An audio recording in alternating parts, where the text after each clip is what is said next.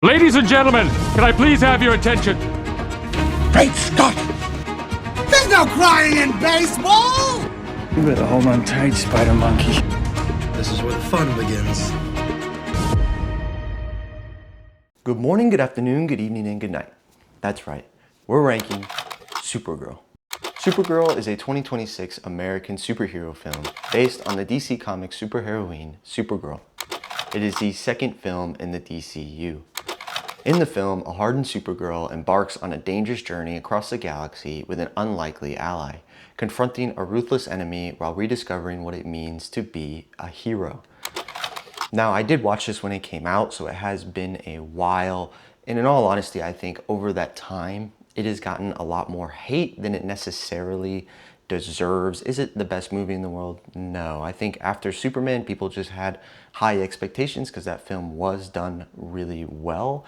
I don't think this one's nearly as good, and there's some obvious problems with that, but I also think that it's not garbage. There was some decent aspects to it. That I've seen some movies that are pretty terrible that have nothing to redeem, and this one definitely isn't one of those movies. This isn't that bad. So let's get into why I thought this was a little bit overhated with the 10 essential aspects of a movie. First is plot. Does the movie follow a comprehensive story arc and is plausible within the world that has been created? Now, one of the things I have to preface from the beginning is that I am not a comic book fan. I don't read comic books at all. The only thing I know about superheroes is either by video games or by movies. So in all honesty, I know nothing about Supergirl. I've never seen any media, no TV shows, no movies about her. So for me, this was an introduction to her character. And there were some things that I did not necessarily enjoy, and I'm not sure if those are comic book things or movie decisions. Now, my biggest issue with the plot of this movie was that it felt like a setup movie, which I just don't enjoy. It felt like a movie that was purposely in there not to stand on its own 2 feet, but introduce a character for a future movie that is coming, which is pretty obvious with this, of course, right? You have the DCU, so obviously they're going to be making some steps towards bringing a team together to fight some sort of villain, Marvel style, right? Getting the Avengers together. And this movie really felt like it was just a setup for that future movie. It didn't really stand on its own. Supergirl, she didn't really have a villain in here that I felt was worthy of her powers. I think this movie wasn't necessarily about her fighting anyone in particular. It was just supposed to be a character dive. One, the audience getting to know her, but then two, her kind of coming to the realization of what kind of hero she wants to be. But my problem is that I think you could have done that with a good villain, right? Every superhero movie, every great superhero movie has a great superhero, but it also has a really great villain.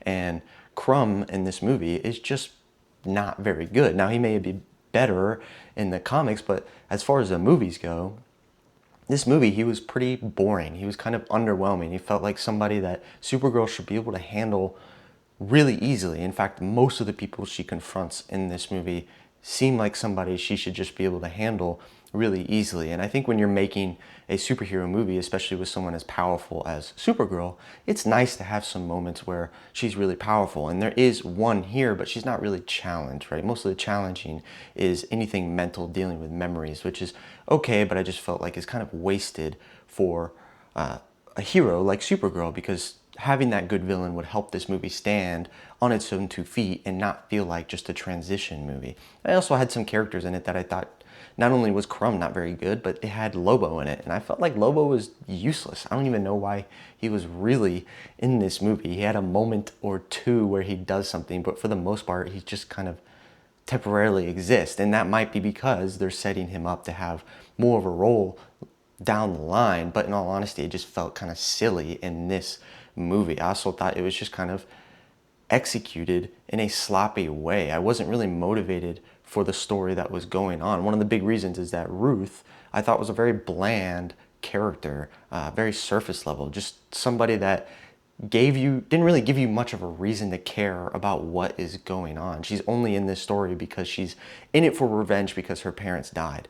That's a simple motivation that's been used a lot in movies, and there's nothing wrong with a revenge plot, but it's only good when you actually have a character you care about. You can't just have a kid and have something tragic happen to them and you just assume that automatically the audience is going to have sympathy for this character. It's not really how it works. The only time that works is when you know it's a true story, because you know it's happening to a real person, or it did happen to a real person. But when you have a fictional character and something tragic happens, if you don't really care about that character, you don't really care about what happened. And that's how this movie was, right? The motivation of her with her dog, with Supergirl with her dog, was more motivating than Ruth in this movie. I just thought she just wasn't very good. I also did not like that Supergirl isn't like Superman, and I know that might be kind of a personal critique, and maybe she is, the way she is in this movie is exactly the way her character is in comics.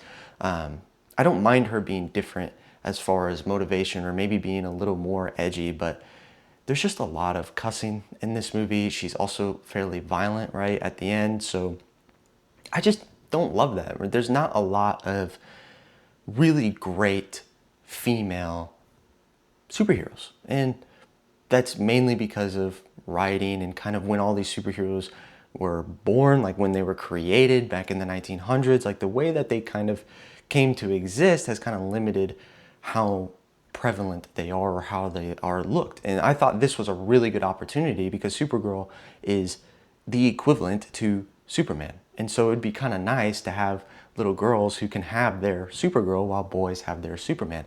But I don't really want to show little girls this Supergirl. I don't really want to show them this movie. I don't want them to watch it because it's just kind of violent and doesn't suit children. I think there is an extent that superheroes really are made to be motivating for children. Like there's a nice part about that. Like adults can enjoy superhero stories, but really the real fun in it, I think, is when kids want to be heroes, right? And they learn those lessons from watching superheroes on the screen. And this is just not a superhero I want them to watch. And I just think that's a little sad for me, because I just wish that they had that for them. But otherwise, I just thought it was kind of a mess, right? It's not the end of the world. It just wasn't, I didn't feel like there was a lot of love put into it. It just kind of felt like a setup overall. Second is attraction. Does the movie have an interesting premise with a high entertainment value? Possibly if you just love superheroes, if you love comic books. Maybe if you love Supergirl, this might just be a really good adaptation of who she is. But otherwise, I think as a movie in general, if you're not really into superheroes, I wouldn't say it's worth watching. I wouldn't recommend you watch it. I don't think it does anything well enough to be worth it. But if you enjoy superhero movies, you'll probably enjoy something about this movie. Third is theme. What message or truth is a movie trying to convey? Pretty bland superhero theme, in all honesty. Been a while since I watched the movie, so I don't really remember everything that was going on, but it seemed to be an obvious arc for her about learning whether she even wants to be a hero, what that means.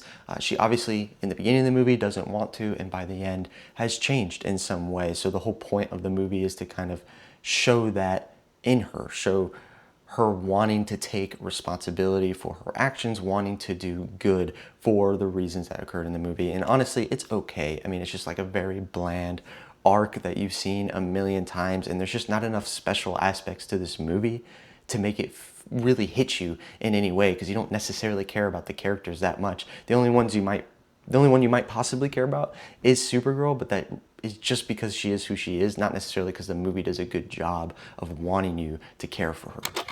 Fourth is dialogue. Is there a real feel to the conversations? I honestly don't remember anything terrible. I don't remember the conversations being awful or super cringy. I mean, they weren't great. They weren't anything to talk about. The only thing that stood out to me that I just didn't enjoy is the cussing, which I did talk about in the original Superman movie. They do it a lot less, but I just don't love it. There's no need for it. It doesn't add anything to this film. I do think that there are films that it just matches what is going on. It's the kind of film that warrants having that kind of language because of the situations that are going on and the grittiness of the film.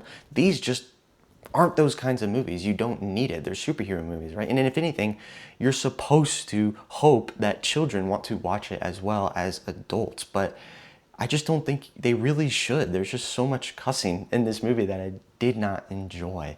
I didn't really find it all that funny in moments where I think it was trying to be funny. It had moments being serious, but I do think it tried to be entertaining and be funny at moments. It just didn't really work for me overall. Fifth is acting.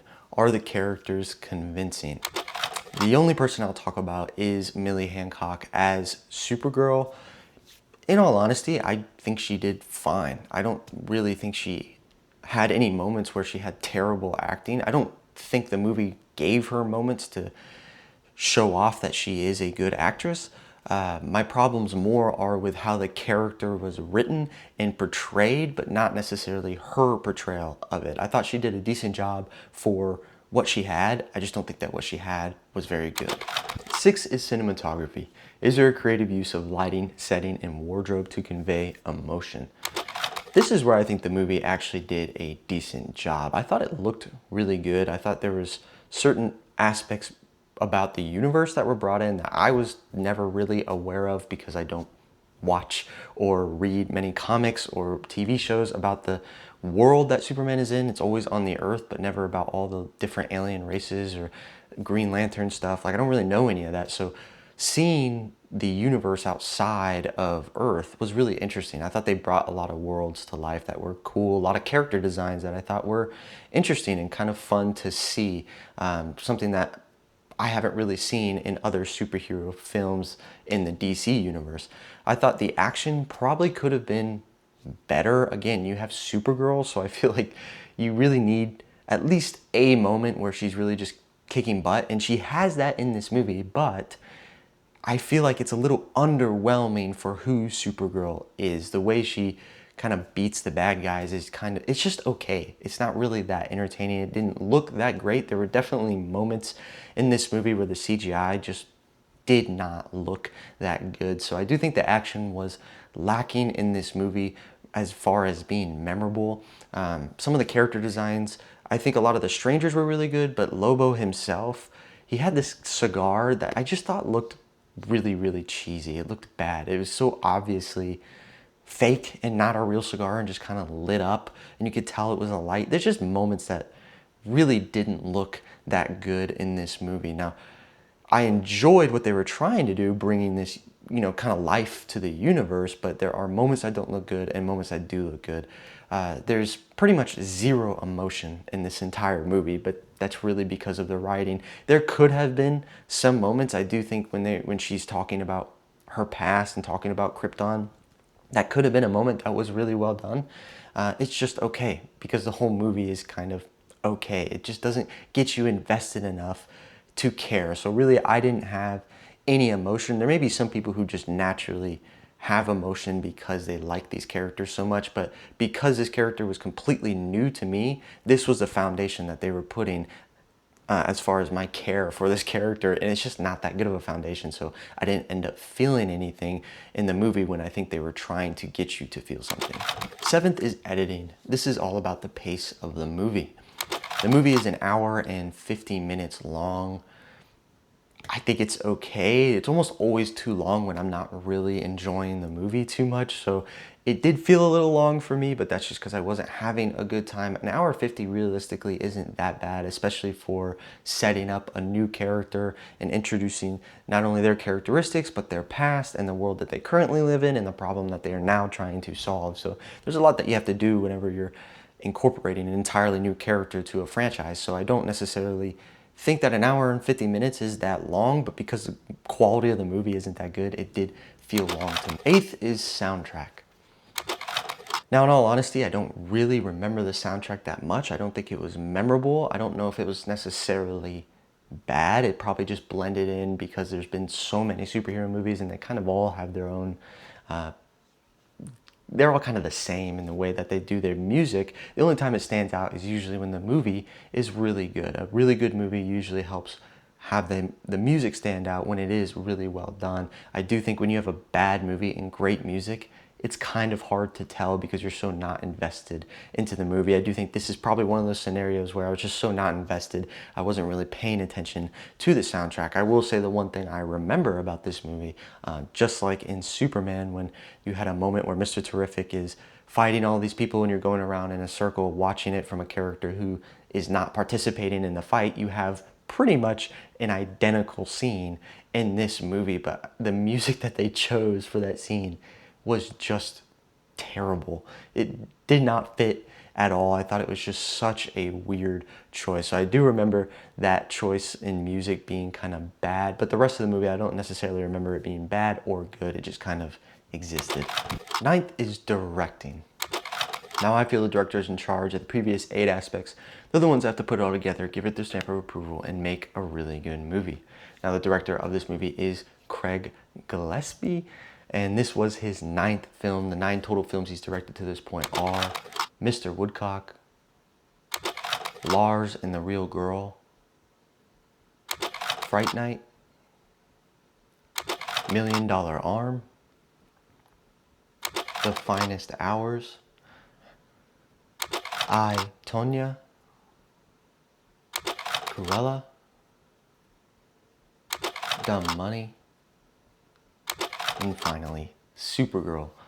Now I have not watched, I think I've watched maybe 1 or 2 of his movies, but they were a while ago, don't really remember them. I do feel like it kind of makes sense to why I felt the way I did about this movie based on the director. I just don't think that he's made anything that necessarily stands out. I feel like I have heard a little bit about I, Tonya, but not enough to me to warrant making such a important film, because they're making a foundation for a series just like Marvel did. I thought Superman was really well done. I thought that was a good foundation. Just like Marvel had Iron Man, you have to start out right. If you don't, the whole thing just doesn't work. You have to build the momentum. And so there is a lot of pressure, especially because it's been done before. Marvel had a little leeway because they were trying to do something that hadn't really been done on the scale that they were doing it before. And so they didn't make necessarily any terrible movies, but they also didn't have the expectations behind it that I think DCU has behind it. And I thought Superman delivered on that expectation and was really well done. So that only makes it even worse. So now you have even more pressure to perform here with Supergirl. And I just didn't think it matched. And I don't think that they necessarily chose a director that was ready for that kind of pressure. With big projects like this, I do give a little bit of leeway because I don't necessarily know how much choice that the directors have. They may be able to do some things, but I do feel like the overall picture takes precedence. So whenever they want to make little decisions, that has to be approved by somebody, I'm sure, because it has to make sense down the line, or has to make sense to the art style that they want down the line, where they're going with it. So I don't know that they have a ton of choice, but I just don't know if this was the right person for this film. It's not the worst film in the world, but you really needed it to be a great film because that was the pressure behind it, and you're trying to build on something big, and it just didn't hit that mark. So I'd be curious to watch some of his other movies to see what he's really good at. It seems like he kind of does, he's done a couple comedic movies, and I just don't know that this movie was necessarily the place for somebody like that. So I'd like to watch some of his other movies before I kind of base an opinion on what kind of director he really is. 10th is Time.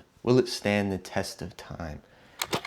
I don't necessarily think so, right? As quality of movie, no, definitely not. Especially because there's just been so many superhero movies made in the recent 15, 20 years. There's been a ton of superhero movies, and there's been some really well done ones. So when you make a mediocre to bad superhero movie, it pretty much gets forgotten. The only reason this one will be remembered is because it is part of the foundation of the DCU, if that happens to go anywhere, and it will be dragged along with the reputation of the entire DCU just because it is in there. But as a movie, standalone on its own, I think it's very forgettable, and a lot of people won't enjoy it or remember it. Now for the review section. Rotten Tomato Critics gives it a 53, the audience gives it a 74, and IMDb gives it a 61. Now, obviously some fans did enjoy it because you still got that 74, but even at the highest, it's only getting a C. I think for me, I'm probably a high D, probably somewhere in between 61 and 74. Is it the worst movie in the world? No, it's not. It just isn't what it should have been, right? There's just a lot of expectations there, and I think it has a lot of potential because it could be a very interesting, fun character, but it just didn't live up to the potential there. There are some things in it that are pretty good. Like I said, there's some cinematic aspects to it that I thought were fairly well done, but there's also cinematic aspects that dropped the ball, and I think it dropped the ball a lot more than it did really well. So for me, it's probably in that high D range. Finally, for the rankings. For the year of 2026, out of 9 total movies on the entertainment side, it is going to be 9th, just below Scary Movie. Now, I don't necessarily agree with it. I do think that there's been a lot of well done movies this year so far as when I dived in and started watching the 2026 movies. So it does suffer a little bit there, but it's also being hated. So it has a lot of low scores. I don't know if they necessarily are true, but they're not far off. It's not that great of a movie, right? It's below Scary Movie, mainly because that movie is, I mean, that's what it's made for, right? It's made to be entertaining, and though not everybody found it entertaining, I do think there are some people, me being one of them, that didn't mind it, thought it wasn't that bad, thought it was kind of funny. I think Supergirl just has a harder time doing well with being entertaining because it has to have those aspects of cinematography to help carry it along that it just simply doesn't have.